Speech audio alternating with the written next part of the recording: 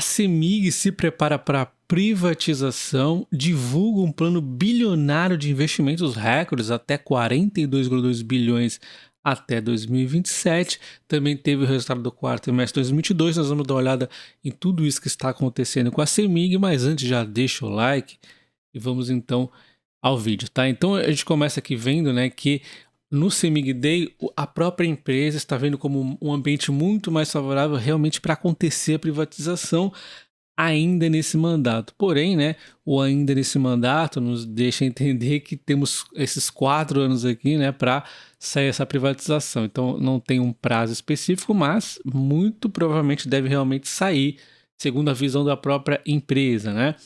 E aí eles relembram, né, que o investimento no passado da CEMIG, aí, 34 bilhões fora do core business, prejudicou a empresa. Não que os investimentos tenham sido ruins, inclusive ele tem investimento na Taesa, que é um investimento muito interessante.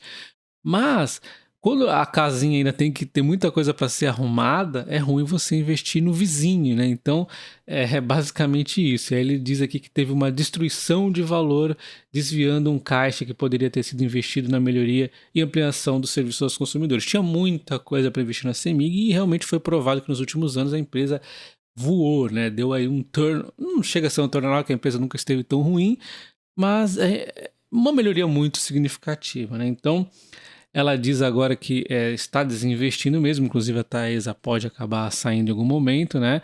E vai agora focar nos ativos dela, né? O foco no bom e velho core business, né? Então investimentos de até 42,2 bilhões de 2023 a 2027 pode acabar acontecendo em Minas Gerais aí, na CEMIG, que vai focar exatamente também em Minas Gerais, tá? Na região também. Em questão de investimentos, ela mostra aqui, né, o CAPEX para 2023 e 2027 até o momento 18,3, podendo chegar a 42,2, né? Onde ela destaca os principais pontos que ela vai investir: o Minas Trifásico, construção de mais de 3.500 linhas de distribuição, temos unidades de medidores inteligentes, muito importante aí para a questão das perdas, né?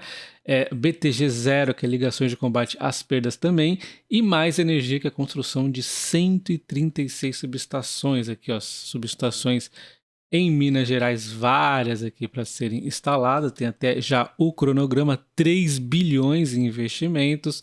Temos aqui a viabilização de novas cargas, a gente vê a modernização, né, chegando a 2,221 megawatts. Temos aqui a solicitação de clientes aqui, que eu não havia me atentado ao percentual do rural. Olha como o rural tem ganho aqui. O Brasil está indo muito forte no rural, né? E tem ganho mais atenção aqui esse setor. Então a CEMIG pode se aproveitar bem disso. A gente vê que as solicitações aqui do rural estão bem maiores, inclusive, do que urbano, tá? Então é bom ficar atento a isso aí. E ainda na geração distribuída, muito importante na transição, nós temos aqui ela líder em número de consumidores, 194 mil contra 139 aqui da Copel. Em termos de geração também, 2,2 acima da 1,6 aqui da Copel. E aí a gente vê que em termos de geração distribuída está cada vez ganhando mais peso na CEMIG, mas ainda o cativo é liderança, que vai aos poucos aí reduzindo. E por a distribuição de energia ser a fatia mais importante também na CEMIG, temos que observar o que ela está fazendo aqui, principalmente. E na duração das interrupções, é um dos fatores muito importantes aqui, que ela tem que cumprir o limite regulatório aqui de marronzinho para não ter prejuízos, né? E aí ela vinha lutando com isso até que em 2019 ela conseguiu fazer bons avanços e aí ficou dentro do limite, está com uma certa margenzinha aqui, porque também esse limite ele vai diminuindo aos pouquinhos normalmente. Então ela está fazendo um ótimo trabalho aqui dentro dos limites da duração das interrupções. A logística, ela também vem investindo aqui, que investir em logística direta e em logística reversa nada mais é do que você investir em eficiência. Quando você investe em eficiência, você investe em redução de custos, né? Algo que funciona no médio, longo prazo, né? Isso aqui, muito importante, ela vai investindo aqui.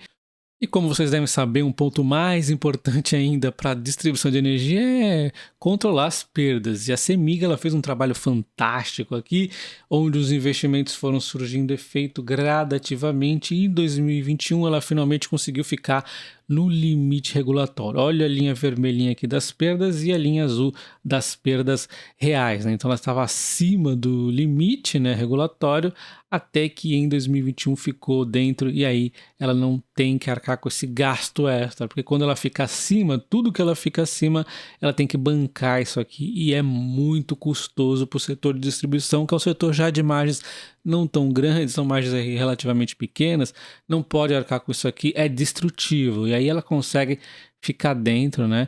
E continuam as atuações para cada vez melhorar mais. A gente vê que até melhorou um pouquinho mais em 2022, mesmo o limite diminuindo, ela diminuiu mais ainda e já abriu uma vantagenzinha aqui, tá? Olha o quanto de coisas que ela fez em 2022. Realização de 401 mil inspeções de clientes, 862 mil medidores obsoletos substituídos, ou seja, não é só gatos, né? Tem aí os medidores que podem dar algum problema, não está medindo direito, e aí ela fez a sua substituição. Tem a troca para medidores inteligentes, 135 mil, e 4.300 ligações clandestinas regularizadas. Então, você vê que foi muito avanço em um ano só, e assim ela continua tendo que fazer isso para ficar até, quem sabe, abrir mais gordurinha aqui, né, para não ter nenhum problema no futuro em perdas. É algo muito sério, a gente vê a Light o quanto ela sofre. A empresa também investe no combate à inadimplência e veio melhorando bastante aqui ao longo dos últimos anos. A arrecadação no canais digitais ela vem focando aqui para uma atenção para o público nessa área, e o PCLD também vem aqui reduzindo ao longo dos últimos anos. Então ela está melhorando praticamente todas as frentes. Na geração e na transmissão da empresa, ela gera 3,3 gigawatts, está ainda focada mais na hidrelétrica, com pouca coisa ainda em outros setores, mas ela tende a mudar isso, e transmissão com 5.000 quilômetros de linhas. Mas ela está atenta também à questão da transição energética, que vai mudar algumas narrativas aqui. Expansão eólica e solar devem estar aí no foco, como vocês devem saber. Armazenamento e digitalização entram com muito mais peso agora, é um novo mundo que começa a abrir. A gente vê algumas empresas já atuando em relação a isso, como por exemplo a Transmissão Paulista, né? Armazenamento de bateria, digitalização aí, né? E o empoderamento do cliente, ele que vai estar muitas vezes escolhendo o tipo de energia que ele está querendo comprar aí. A gente vê a Raizen atuando muito aqui, por exemplo, tá? A gente vê o crescimento exponencial da geração distribuída solar, né? Com certeza, e a eletrificação de veículos elétricos. Aí a gente vê também a própria Vibra, né? E a Raizen muito focando também nisso aqui. E a CEMIG está de olho em toda essa transformação. A gente vê que no Brasil a expansão da matriz energética vai aumentar bastante, um salto significativo, né? E onde a hidrelétrica tende a perder um pouquinho aqui do peso.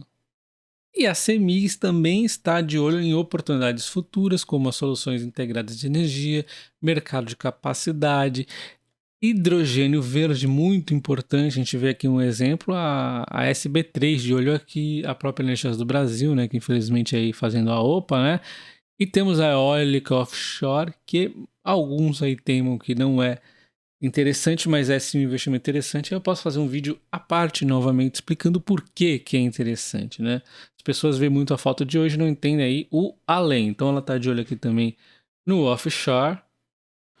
Em hidrogênio verde, a empresa já afirmou aqui um memorando de entendimentos, inclusive aproveitando-se de sinergias com a Gasmig, isso aqui pode dar no futuro. E projetos eólicas offshore, ela está de olho aqui em 2 projetos em Minas, né? Ainda está em projeto de estudos, tá? E temos aqui então os investimentos em geração já em desenvolvimento, muita coisa aqui em eólica e solar. A gente pode ver em garantia física e em garantia instalada é onde vai estar a maior atenção. Temos também aqui na sequência a térmica e por último aqui a hidro, né? Então ela está focando bastante aqui na eólica e na solar. Já tem aqui aprovado no pipeline aí também mais um pouco de solar. Aqui está o cronograma. E falando em transmissão de energia, a CEMIG ela tem também o diferencial aqui de reforços e melhorias, tá? o que é algo muito interessante, que as empresas investem em transmissão sem ter que recorrer a licitações, sem enfrentar desafios muito complicados eventualmente. Então, ela tem aqui garantido, né, entre 500 a 600 milhões aqui de investimentos por ano aí nos próximos anos. Fazendo uma analogia, a Transmissão Paulista beira aqui 1 bilhão, até um pouquinho mais eventualmente. Então a gente vê que é um pouco mais da metade que a Transmissão Paulista, então é menos relevante para a CEMIG, até porque ela também é uma empresa mais diversificada, mas ainda assim muito interessante esse tipo de investimento aqui que ela vai ter. É um diferencial, né? Eu gosto muito quando tem aqui reforços e melhorias.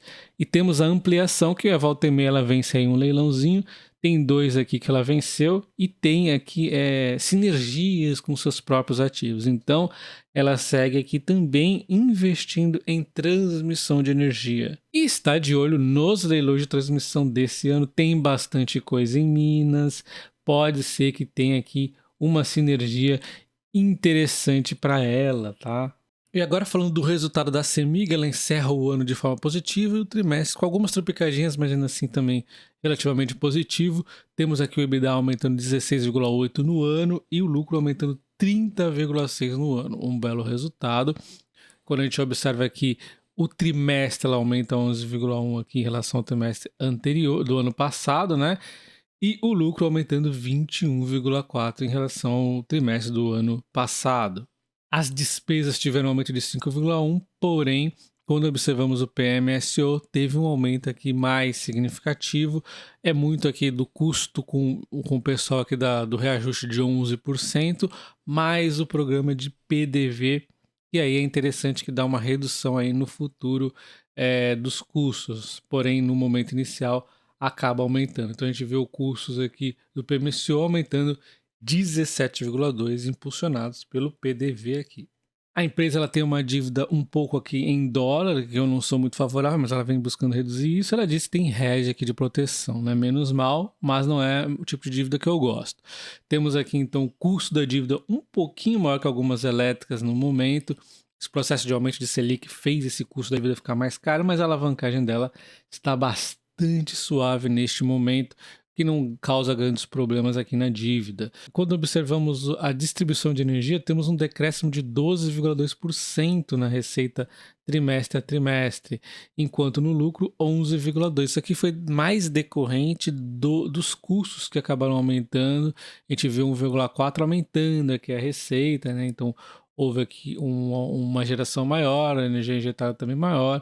Porém, tivemos um aumento no custo, olha só. Um dos motivos é a questão do pós-emprego, tivemos as provisões, tivemos aqui o PDVP, né? Então, é a questão do pessoal que está aí saindo, tem a questão das provisões com a inadimplência, isso aqui deve em algum momento voltar a trazer um resultado mais positivo, né? O que, por exemplo, aqui, a gente sabe que o PDV vai voltar aí em termos de salários menores aí, que o pessoal vai ter uma folha salarial menor, na verdade, né? Enquanto as provisões, em algum momento o pessoal acaba pagando aí, né? É um momento difícil aí para distribuidoras, mas é temporário. Isso aqui acabou atrapalhando um pouco os custos da distribuição. Se a distribuição deu umas tropicadas, a geração e a transmissão voou 38,2% de aumento no EBITDA recorrente e o lucro aumentando 107,2%. Isso porque algumas linhas de receita ainda foi para comercialização. Foi muito bem ali, tá? A distribuição e geração.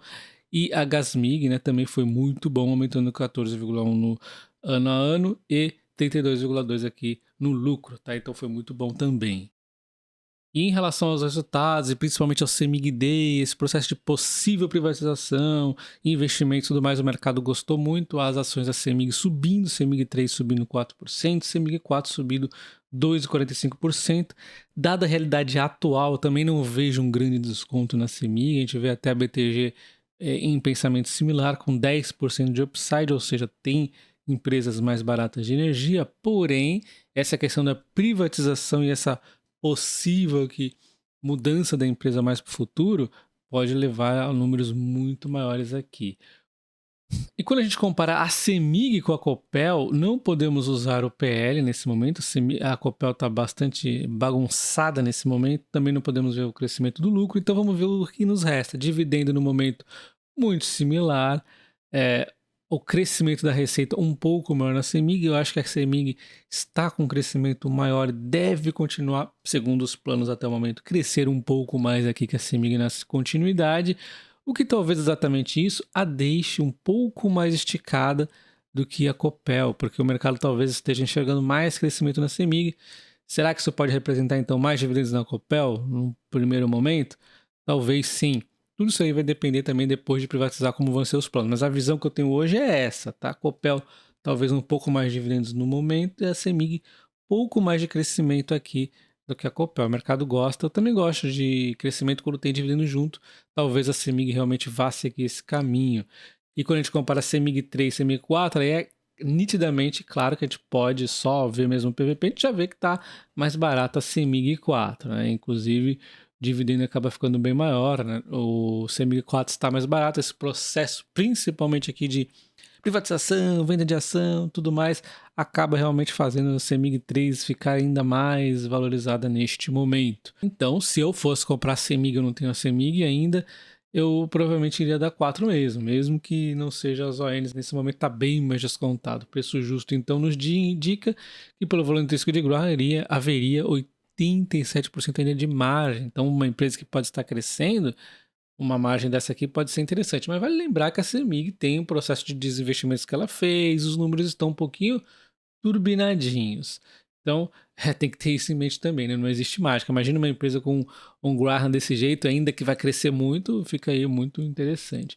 O método Bazin de dividendos também mostra aqui uma margem de 58,5%, preço teto de 17,24. E só para finalizar, hoje é o último dia aqui da Datacom do dividendo da CEMIG, que é de 16 centavos, dando 1,51 aqui para a CEMIG 4 e 1% para a CEMIG 3. Deixa nos comentários, você tem a CEMIG ou a Copel? Você está de olho em alguma das duas? Deixa aí nos comentários para eu saber. O like, obviamente, e se inscreva no canal ativando o sino. Um abraço!